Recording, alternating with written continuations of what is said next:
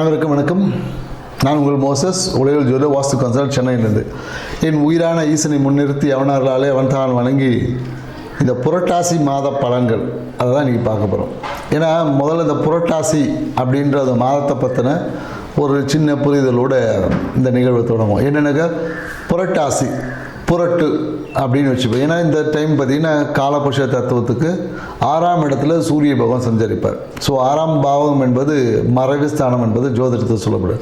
So அப்போது எப்போல்லாம் இந்த சூரியன் மறைவு ஸ்தானங்களில் இருக்கிறாரோ இல்லை சூரியன் நீசமாகக்கூடிய நேரங்களில் இந்த நேரத்தில் எப்போதும் பார்த்திங்கன்னா நம்மளுடைய ஆத்ம கழிவுகள், ஏன்னா பித்திருக்காரகன சூரியன்றதுனால இந்த பித்திருக்களுக்கான விஷயங்களை நம்ம நிறைய செய்வோம். பித்திருக்களுக்கு தோஷம் நீப்பது, பித்திருக்களுக்கு தர்ப்பணம் கொடுப்பது. அதனால தான் இந்த மாதத்தில் பார்த்திங்கன்னா புரட்டாசி மாதம் மகாலயம் அப்படின்னு சொல்லிட்டு அந்த தேய்பிரையில் மகாலயத்துக்கு பித்திருக்களுக்காக நிறைய பூஜை முறைகள் செய்வோம். பித்திருக்களுடைய தோஷங்களை நம்மக்கிட்டேருந்து நீக்கிறோம். அந்த அழுக்குகளை நீக்கி புனிதப்படுத்தும் போது நம்மளுடைய 5ஆம் பாவம் வலுப்பெறும்.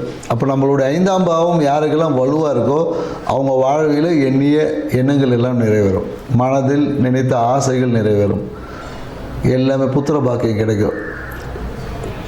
மனம் என்பது மிகுந்த ஆளுமை நிறைந்ததும் வளர்ச்சி பாதையை நோக்கி இருக்கும். அப்படி இல்லைன்னு வச்சுக்கோங்க, மனம் கெடும்போது 5ஆம் பாவம் என்று கெட்டால் எடுத்ததில் எல்லாமே தோல்வி, சர்க்கிள்கள், இந்த மாதிரியான நிறைய நிகழ்வுகள் எல்லாமே நடக்கும். ஸோ அதனால தான் எப்போல்லாம் சூரிய பகவான் மறைவு ஸ்தானத்தில் இருக்கும் போதும் இல்லை நீசம் அடையும் போதும், ஏன்னா ஆடி மாதத்தில் பார்த்தீங்கன்னா நிறைய பித்திருக்களுக்கு ஆடி அமாவாசை பண்ணியிருப்போம். ஏன்னா அந்த இடமே பார்த்தீங்கன்னா அமாவாசை மாதம் தான் சொல்லுவாங்க. ஸோ அதே போல் 6ஆம் இடத்துல வரும்போது அதே தான். ஸோ அதே மாதிரி பார்த்திங்கன்னா ஐப்பசி மாதத்தில் பார்த்திங்கன்னா சூரிய நீசம் அடையும் போது நம்ம யம தெய்வம் ஏற்றுவோம்.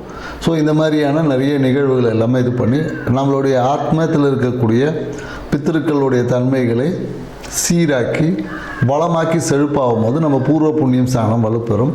அதன் மூலியமாக நம்ம வாழ்க்கையில் நடக்க வேண்டிய நாள். அதனால தான் இந்த மாதமே புரட்டாசி மாதம்.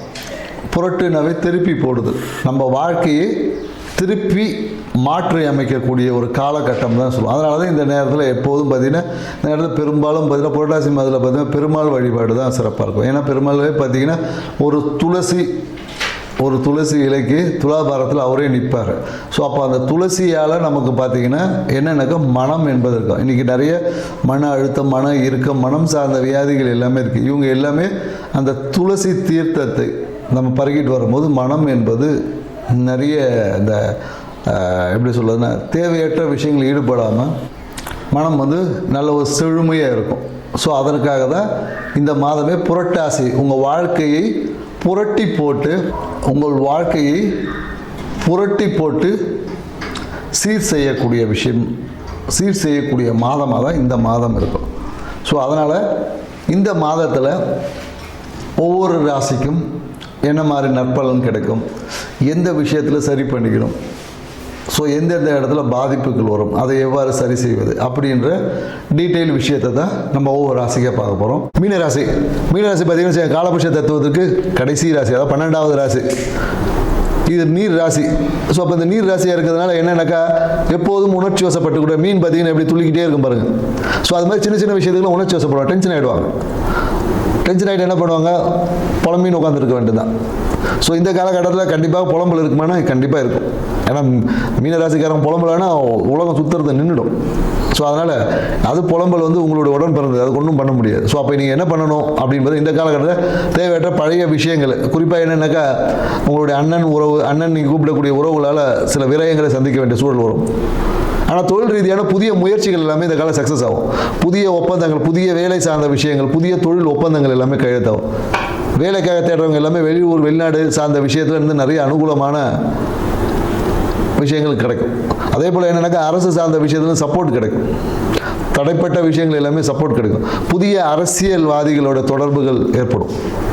புதிய அரசியல்வாதியை சந்திக்கிறது, அரசியல் சார்ந்த விஷயத்தை சந்திக்கிறது. வேலை செய்யக்கூடிய நபராக இருந்தாங்கன்னா கவர்மெண்ட் வேலைக்கு அரசு ஏதோ ஒரு மினிஸ்டரை பார்ப்பது, இல்லை EAO பார்ப்பது, ஏதோ ஒரு விஷயங்கள் அரசு சார்ந்த விஷயத்தில் அரசு அதிகாரி சந்திப்புகள் வந்து கண்டிப்பாக இருக்கும். வேலை செய்ய நபர்களுக்கு பார்த்தீங்கன்னா வேலையில் இருக்கக்கூடிய டாப் பொசிஷனில் இருக்கக்கூடிய ஒரு சூப்பர்வைசரை, ஒரு ஹெட்டு அப்படின்னு சொல்லுவாங்க, HOD, இந்த மாதிரியான டாப் ஆஃப் த அஃபிஷியல்ஸை மீட் பண்ணக்கூடிய வாய்ப்பு இருக்கும். நிறைய பேர் கிளைண்ட் விசிட் பண்ணுவது அப்படின்னு சொல்லி ஐடியில் இருக்கவங்களாம் பார்த்தீங்கன்னா இந்த கிளைண்ட் விசிட் இந்த மாதிரியான வாய்ப்புகள் எல்லாமே இந்த காலகட்டத்தில் அதிகமாக இருக்கும். ஸோ இந்த காலகட்டம் என்னக்கா குறிப்பாக என்னக்கா உடம்புல வந்து அந்த நீர்த்தன்மை குறைவதால் வரக்கூடிய ஒரு சின்ன இரிட்டேஷன் அது மாதிரி இருக்கும். சில பேருக்கு என்னன்னு பார்த்தீங்கன்னு வச்சுக்கங்களேன், குறிப்பாக இவங்க சொல்ல போனால் என்னென்னாக்கா அடுத்தவர்களை இவங்களுடைய பணம் அடுத்தவர் கையில் போவதற்கு இந்த காலகட்டத்தில் என்னென்னாக்கா முதலீடு செய்வதை தவிர்த்து உங்களுடைய பணம் இன்னொருத்தர் கையில் போவதற்கான வாய்ப்பு இருக்குது, போய் ஏமாற வாய்ப்பு இருக்குதுன்னு சொல்லணும். உண்மையாக சொல்லணும், அதான் சொல்லணும். உங்கள் பணத்தை கொடுத்து ஏமாற வாய்ப்பு. அதனால் குறிப்பாக எனக்கு வேலைக்காக பணம் கட்டுறேன், எனக்கு அவர் வேலை வாங்கி கொடுக்குறேன்ட்டார், இவர் வேலை வாங்கி கொடுக்குறேன்ட்டார் சொல்லி எங்கேயும் பணம் கட்டி ஏமாறாதீங்க. பணம் கட்டினீங்கன்னா இந்த காலகட்டத்தில் ஏமாற்றம் உறுதி என்பதை புரிஞ்சுக்குங்க. அதுவும் குறிப்பாக வேலைக்காக பணம் கட்டுவது என்பது இந்த காலத்தில் உங்கள் ராசிக்கு சரியாக இல்லை.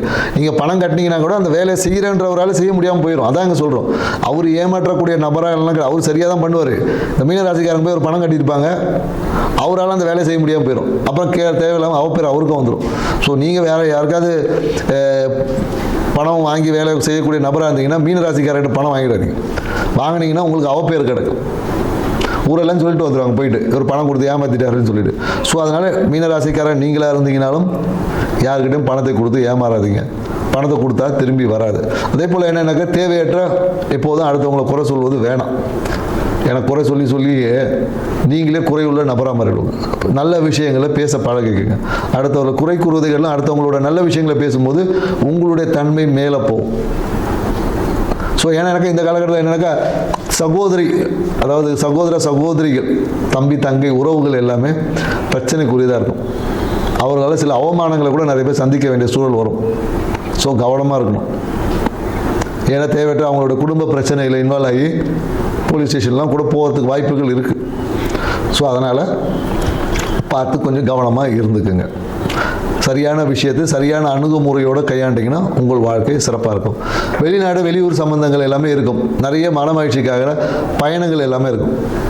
பயணத்தால் ஒரு சிறிய அழுத்தம், உடல் உபாதைகள் எல்லாமே வரும். குறிப்பாக என்னென்னாக்கா அங்கே போகிற வெளியூர் போனீங்கன்னா தண்ணி செட் ஆகாது, இல்லை சாப்பாடு செட் ஆகாது, இந்த மாதிரியான சிறிய உடல் உபாதைகள். அதனால் உணவு நீர் பிரச்சனையால் உடல் உபாதைகள் ஏற்படும். தொழிலில் தனம் வரும். தொழிலில் தன வரவு என்பது உண்டு. தனத்தை நீங்கள் உங்களுக்கு இருக்கும். ஏன்னா இந்த காலகட்டத்தில் நீங்கள் என்னென்னாக்கா உங்களுக்கு தன வரவு பெருக்கணும், தொழிலில் லாபத்தை அதிகரிக்கணும்னு நீங்கள் என்ன பண்ண அம்மாவுடைய ஆசைகளை நிறைவேற்றி பாருங்கள்.